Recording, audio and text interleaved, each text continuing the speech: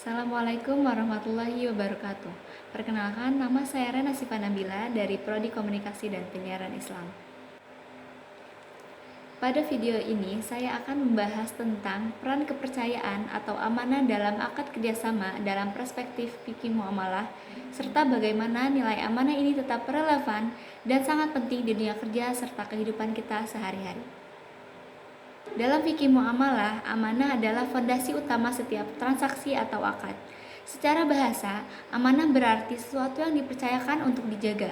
Sedangkan secara istilah, amanah bermakna menjalankan tanggung jawab sesuai ketentuan syariat tanpa berkhianat atau menyimpang dari perjanjian.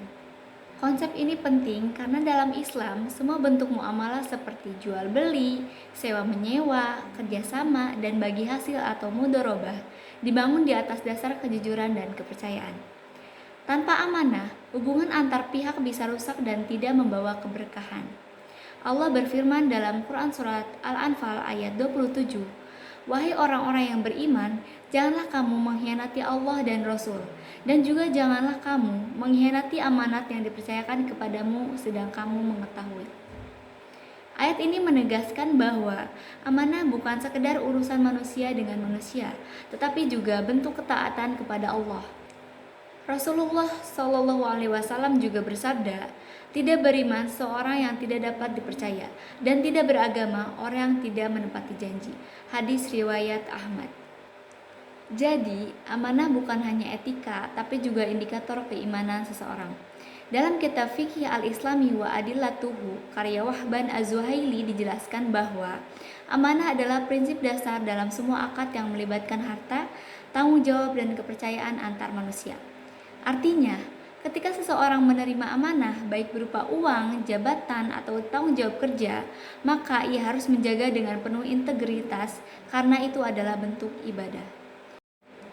Di era modern, prinsip amanah sangat dibutuhkan dalam dunia kerja dan ekonomi.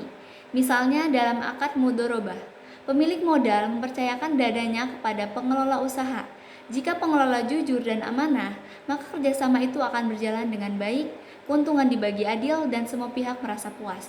Namun, jika pengelola tidak amanah, misalnya menyembunyikan keuntungan atau memakai modal untuk kepentingan pribadi, maka hal itu termasuk gharar, ketidakjelasan, dan melanggar syariat. Contoh nyata lainnya adalah dalam dunia keuangan dan perbankan. Ketika seseorang menjadi pegawai di bank syariah, ia memiliki tanggung jawab untuk menjaga dana nasabah dan menjalankan sesuai prinsip syariah. Jika amanah dijaga, maka sistem keuangan akan sehat, stabil, dan dipercaya masyarakat. Dalam dunia kerja modern pun begitu. Seorang karyawan yang disiplin, tidak curang, dan menjaga rahasia perusahaan, sesungguhnya ia sedang menjalankan nilai amanah. Begitu juga dengan atasan yang tidak menindas bawahan dan adil dalam memberi upah, itu juga bentuk amanah. Bahkan dalam usaha kecil seperti jual beli online, amanah juga penting. Penjual yang jujur dalam menjelaskan kualitas produk dan pembeli yang membayar sesuai kesepakatan, keduanya menjalankan prinsip amanah dalam muamalah kontemporer. Sebaliknya, pelanggaran amanah bisa merugikan banyak pihak. Contohnya, kasus investasi bodong atau penipuan digital yang sering terjadi sekarang. Banyak orang kehilangan uang karena pihak pengelola tidak amanah, memanipulasi laporan, dan melanggar akad. Dari sinilah kita bisa melihat bahwa hilangnya amanah berarti hilangnya kepercayaan, dan itu bisa menghancurkan sistem ekonomi masyarakat. Bagi saya sendiri, amanah bukan hanya teori, tapi juga nilai hidup yang harus diterapkan di segala situasi. Sebagai mahasiswa, saya berusaha amanah dalam hal kecil seperti jujur mengerjakan tugas, tidak mencontek, dan menghargai waktu. Hal-hal sederhana seperti ini menunjukkan tanggung jawab dan kejujuran kita. Amanah juga mengajarkan kita untuk konsisten antara ucapan dan tindakan. Amanah juga mengajarkan kita untuk konsisten antara ucapan dan tindakan.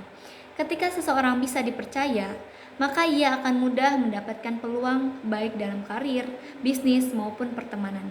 Sebaliknya, ketika amanah hilang, kepercayaan pun lenyap dan hubungan sosial menjadi rapuh. Dalam pandangan Islam, menjaga amanah juga bagian dari ibadah.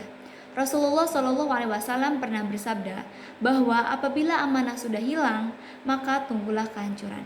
Maknanya, jika masyarakat sudah tidak saling percaya, maka kehidupan ekonomi dan sosial tidak akan stabil.